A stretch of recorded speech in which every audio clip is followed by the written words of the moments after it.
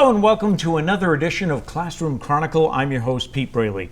I am so glad to be sitting down with today's guest. We have been trying to arrange this for a few years, but it was either her schedule, my schedule, then a little thing called COVID hit and we couldn't do anything. So I am proud that we could sit down before she retires. I'm glad to have a chance to talk to Bernadette Coelho. Welcome. Thank you, Pete. It's great to be here. Great to see you. It's been crazy trying to organize this. It has been. We've been scheduled, then we had to cancel, then something came up. Exactly. So you're retiring? I am retiring at the end Wow. of this school year. Counting down the days? I am. You are? Yeah. We have a lot to talk about because Bernadette and I go way back. We worked together at WNBH and Yes. WMYS. Yes. Was it the 80s? I started there as an intern in 1982. Okay. So we're dating ourselves. Yes, we are. Yeah. And we were talking before we started that there's like a group of us that we've gone on to do so many. We had Lynn Poyant, Yeah. who's at Yes. the Global Learning Charter Yes. School now. Keith Tebow, who takes care of this in Fall River. And Joe Cabral, who I do sports with, Ed Pereira, who does football. Yeah, Larry Oliveira, Larry just Oliveira. recently retired. And of course the man that Yeah. taught us all, Russ Baldwin. Russ Baldwin, Right. rest his soul. Yeah, Yeah. So one question I had when I was thinking back to those days, was education ever a thought? Because I don't remember on those Wednesday nights after the softball games when we'd have our Muldoon's favorite, I don't remember you talking about wanting to go into education. Well, I always wanted to go into media. Media, okay. Yes, I wanted to be a news reporter, which I was able to fulfill that part of my dream way back when. But interestingly enough, when I finished my undergrad, I had started on a part-time basis working towards a master's in education back then. So that was in the 80s. And I thought I'd do a little bit of both, but then life sort of presents a different path. I ended up becoming full-time at WNBH, WMYS, and the master's sort of went a little bit on the back burner. From there, went into the city, into the government side of things. So I ended up getting that master's in educational leadership, but it was sometime after my initial thoughts about it. Okay. Yeah, it's not unusual to see people in the news business segue into being a information officer. Yes. Was that your title with the city? It was public information officer. Right. So it's not unusual to see someone become a spokesperson. Yes. But then you made the switch to education, and I was like, really? Yeah. I just didn't know about that. Yeah, So. and there was a little bit of a common thread when you think about it, because to your point, Pete, it's not much of a stretch. But when I started, it's not much of a stretch to go, as you said, from journalism to public Spokesman, information officer right. or a spokesman. But part of what I brought to the school department at the time and the conversations that I had had with the then superintendent, Mike Longo, was come over, be a dropout prevention specialist. We need someone who can communicate with families, communicate with students. So really when you think about that thread, that communication thread is what led me to the school department. All right. So you're from New Bedford, right? Born and raised. Born and raised. Where did you go to school? I went to Hathaway Elementary School Okay. in New Bedford. Keith Junior High at the time, was before the No, new middle middle school, school. right. Yeah, and then I went over to Bishop Stang High School. Oh, you went to Stang. I went to Stang. My Okay. sister went to New Bedford High School. I went to Stang. My best friends will go into Stang, and I needed to follow my friends. That happens. Yep, that happens. Yeah. I wanted to ask you, I wasn't sure if you went to New Bedford High, because I wanted to ask you, when you sat in that principal's chair, what was that like? There must be a moment or two that crosses your mind that says, wow, I never thought I'd be here. I didn't expect that is the way things would unfold for me. But you've known me for 42 years, and I really do believe things happen for a reason. Right. Sometimes they don't present themselves immediately, and I was meant to be there at that time. I'm blessed to have had that opportunity. I'm really blessed to have had all of the opportunities that I've had in New Bedford.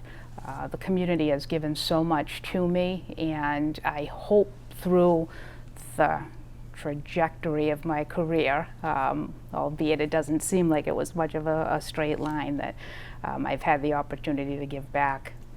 I think most of us probably the straight line goes like that. Right. In fact, I think I wrote once about something about Plan B. Yeah. And I think I wrote, I'm up to Plan K, or because life happens, you go a different way. Absolutely. Right. So were you the principal or the headmaster? What's the difference? Is there a difference? There's no difference except in the title. Okay. So I did start as headmaster. Traditionally, it's been headmaster at New Bedford High School, and several years ago, that was changed over to principal. Okay. So then we have principals of our schools across the district. And you don't have the same schedule as the kids, right? Oh, no. No. So you didn't get summer No. off, or Did not get the summer off. They're year-round. All of the principals in New Bedford Public Schools work year-round because the work really doesn't end. Once the school year ends in June, you start planning for the opening of the school year in late August. And you have summer programs, you have students that are experiencing the schools over the summer months.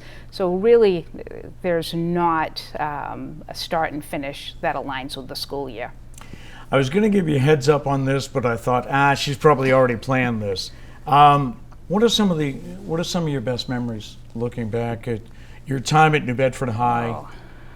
Should I have given you a week's notice? I'm sorry. I think so. There's so many.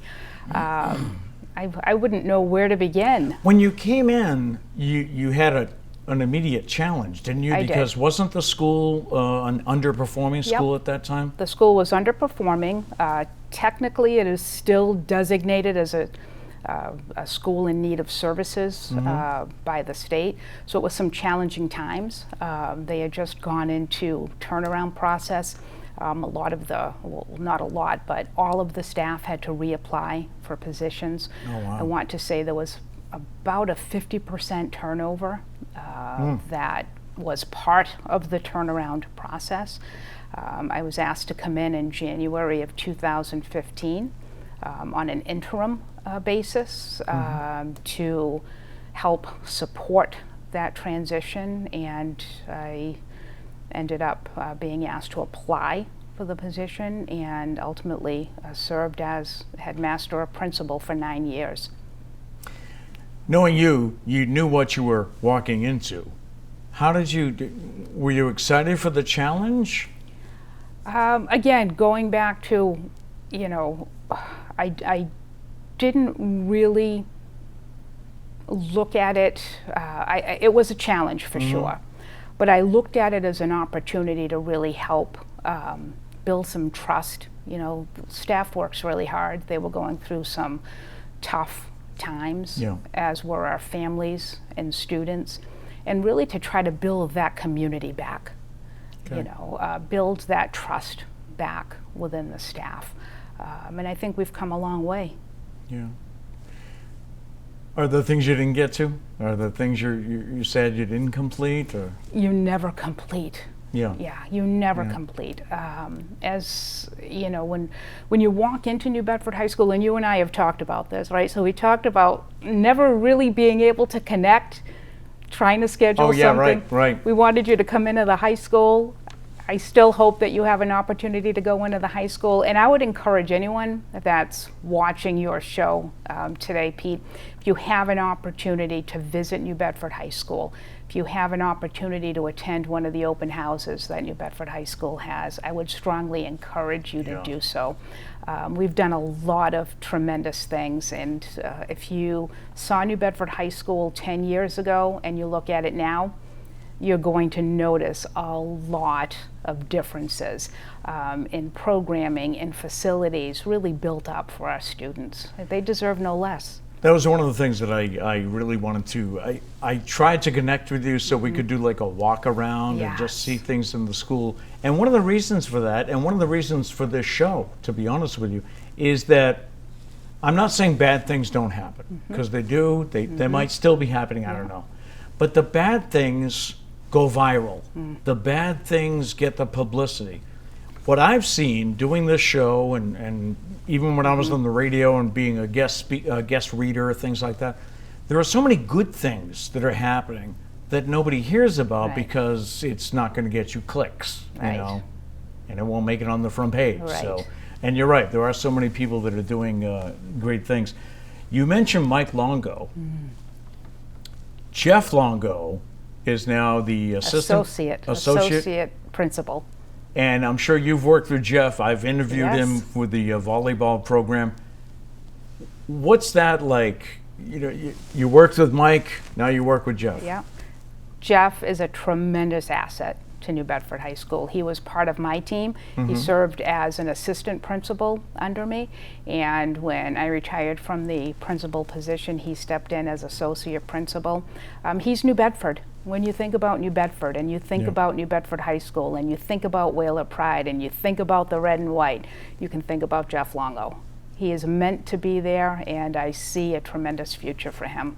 And who is it now that is the principal? So the principal now is Joyce Cardoza. Joyce Cardoza, and Joyce was also a member of my team. She worked alongside me for 7 years, the last 7 years that I was there as my associate. Okay. So she's moved up. I hear she's a Durfee grad, though. She's a Durfee grad, but she's a Whaler through and through. Okay. Yes. All right, just checking on that. Now, they were appointed this winter, correct? Yes. Why was it done mid-season? So it was done mid-season. I had let the superintendent know of my intent to retire at the end of the school year. So much of the changes that we talked about, there were still some changes coming, least of which was a master schedule change. So we are working with staff and families on what our master schedule will look like moving forward. So for example, right now we run 7 periods a day. Okay. We're looking to perhaps run 6 periods, maybe even 5 periods. So how do we optimize? Stretch those out longer, is that? It's not a longer day, but shorter periods. How do we maximize the programming and the educational opportunities for students through the master schedule? Okay.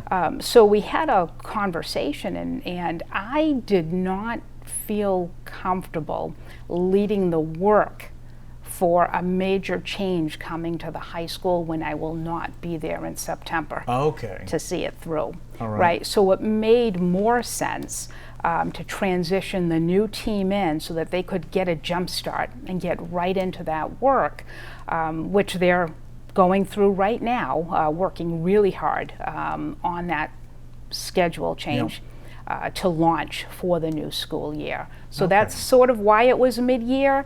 So I continue to help transition the new team, although as we said, they both come with a lot of experience from New Bedford High School already. So being there to mentor, to help transition, I'm working with the superintendent on some special projects now for the high school. Okay.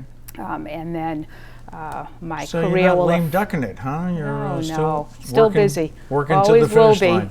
Always will be. And what will be next? Speaking of that, I would assume you have plans.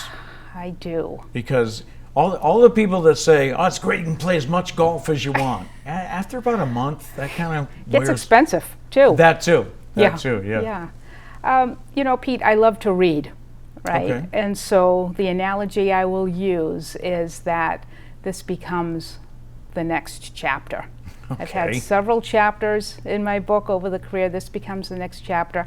I am hoping to do some traveling, to take some time on me, take some time, self-care, if you will. Sure. And then I really hope to continue to provide service to this community. This community has loved and nurtured me for the last 42 plus years, and I hope in some way I'm able to continue to just give back. You talk about the chapters. One of your chapters was working in politics. Yes. And did you ever see back when you planned to go into media. Did you ever see yourself being involved in politics, working in City Hall? I did not. I had a love for politics. Obviously, that comes with the territory of being a local reporter, because you're covering city council meetings, you're covering the mayor, you're covering town meetings, right? So really bringing government to the people, right, as a reporter. But I remember a phone call that I received. I was at WNBH, WMYS, and eventually WCTK, yes, right? So we yeah, transitioned over to Cat Country. And I got a call from Angela King, who yes, was I remember her. the public information officer for Mayor Tierney. And it was coming towards the end of Mayor Tierney's first term. And Angela said, Mayor Tierney is, I'm leaving. Angela said, I am leaving, and Mayor Tierney would like to talk to you about taking my job.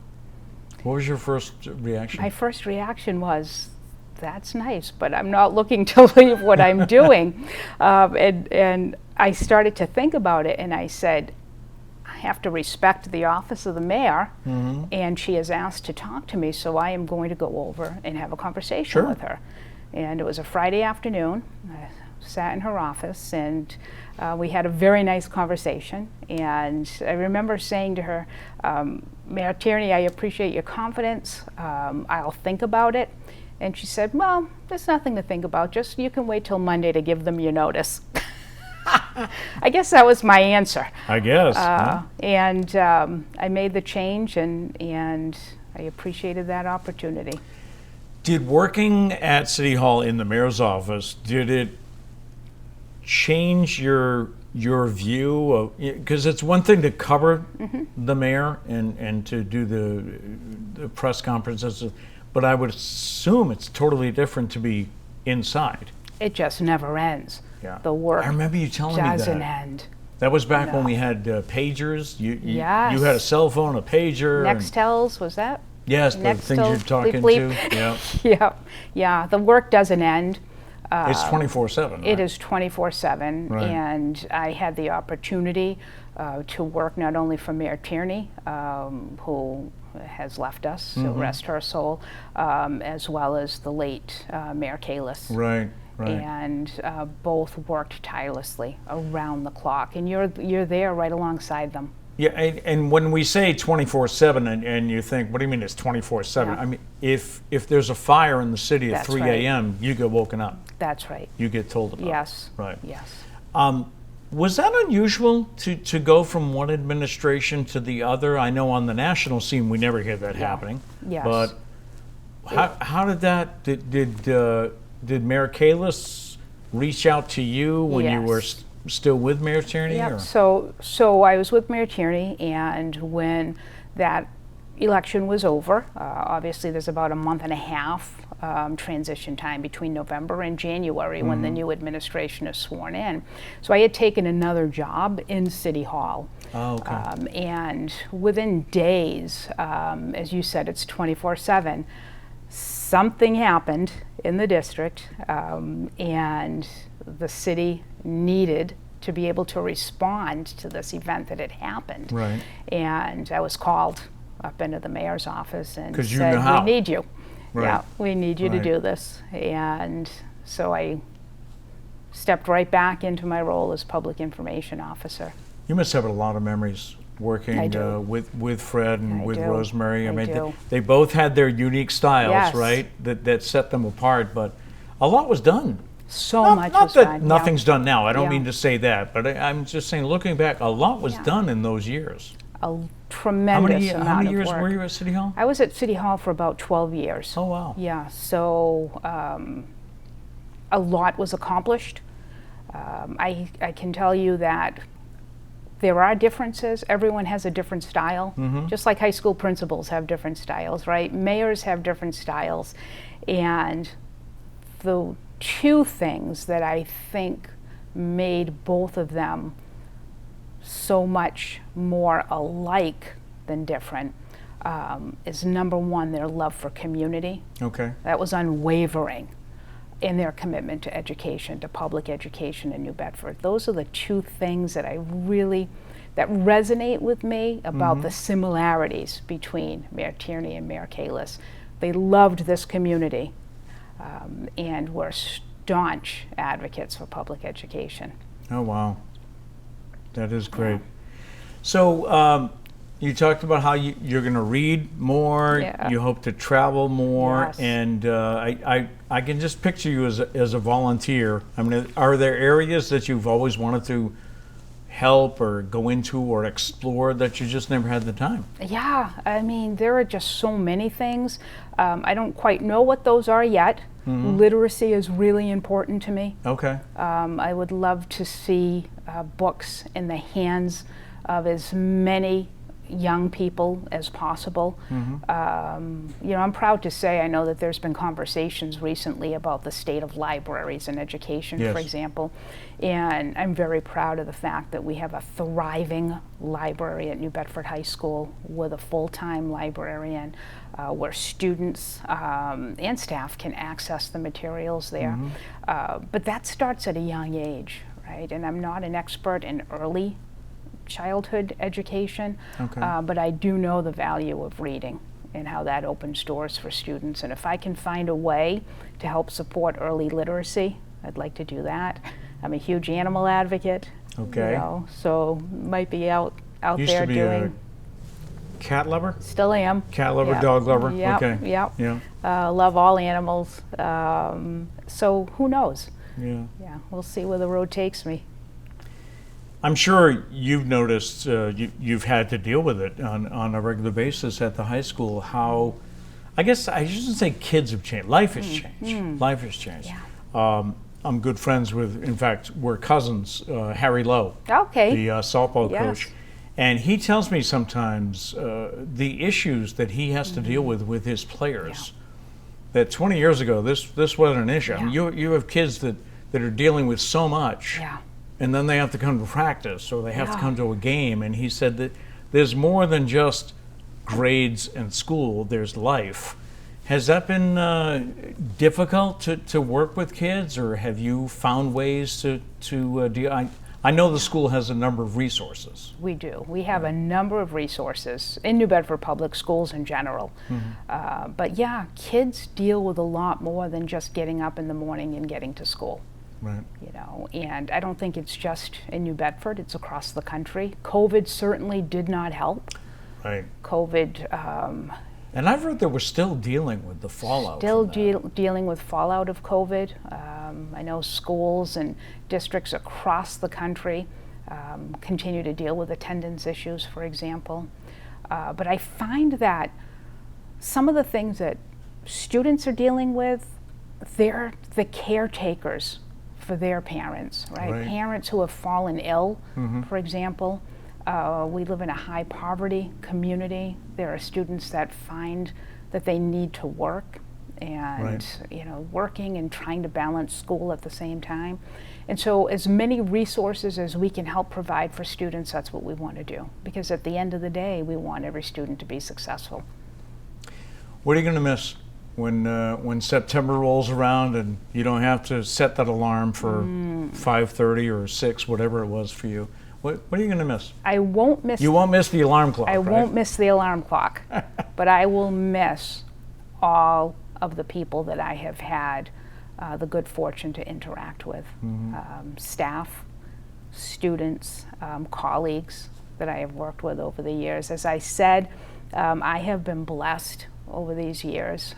I have worked entirely in New Bedford. I appreciate the opportunities. I have had some terrific opportunities. I've had experiences that many people have not, had the opportunity to have, and I'll miss that, of course.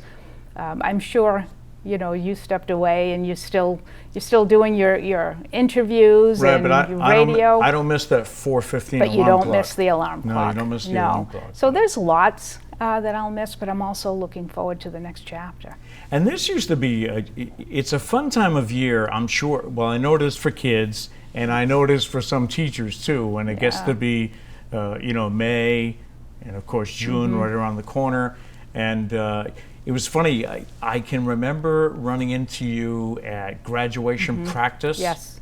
And you just had this, it was almost like you could see the light at the end of the tunnel, even though you don't get the summer break. Yeah. I'm sure life changes a bit in the school during the summer, so. Yeah, and I think when you've seen me at the rehearsals, I am just celebrating every student that is in front of me, right? Because at the end of the day, that's why we do what we do, to try to help our students get a high school diploma, graduate, which is a huge accomplishment. And incidentally, when we walk out onto Walsh Field on graduation night every June, it is probably one of the most emotional days of the year. And when you look at faces on students and their families, I mean, just the celebration is just so contagious. It's what they've worked so hard for. And some of these students are moving on to Harvard, Notre Dame. I mean, you hear some of these colleges, especially when we meet the mayor's top 10, with the top 10 students, you meet these kids and see what their plans are. And you think, wow. Yeah. Just amazing. And it must feel good to think that maybe New Bedford High built the foundation for that. Oh, 100%. New Bedford High School has built that foundation. We talk about the programmatic changes. We have a very strong advanced placement program. Last year we brought an international baccalaureate program in. Oh, right. We are accredited by the New England Association of Schools and Colleges. So you can really get a tremendous education at New Bedford High School, hands down. There is no question. We've also built out our career and vocational technical education programs. We have built out our National Academy Foundation program. So there's something for everyone. And that's why I always urge families to go by New Bedford High School, see what it has to offer. And you're right, we are so proud of our students that are going to Ivy League schools, and every year we send schools to Ivy League. We're also proud of the students that leave and go to BCC and earn their associate's degree because they're setting their path for the future. And it must be great when some of them come back to visit. And some of them come back to teach. Absolutely. We have many New Bedford High School graduates that come back to teach. That's great. And it also shows the kids, the current students, that anything's possible, really. Absolutely. Right. Last year we celebrated, you know how we always have, and you're a sports guy, Pete, so we always do signing ceremonies when students are going to play ball at the next level. Next level, which is important. And last year we actually celebrated future teachers. So we had the Department of Education in, and we did a ceremony and sort of did a signing ceremony for students that are going off, and hopefully they come back to teach at New Bedford Public Schools. It's been so nice. I'm glad we finally had a chance. I got to tell you, up till last night, I was like, I'm going to get an email that says I can't make it. So no, I am so glad to be here. It's great connecting with you again. Well, congratulations on all your work in education and the mayor's office and radio, and I'm sure I'll see you around. Thank you, Pete. We'll see each other. Bernadette Coelho, retiring after how many years with the school system? Between city and school, it's 30 years. Oh, wow. And that was another 12 in radio. How'd you do that? You're only 39. I'm not sure, but thank you for that. That'll do it for this episode of Classroom Chronicle. Thank you so much for watching. I'm your host, Pete Braley. Take care.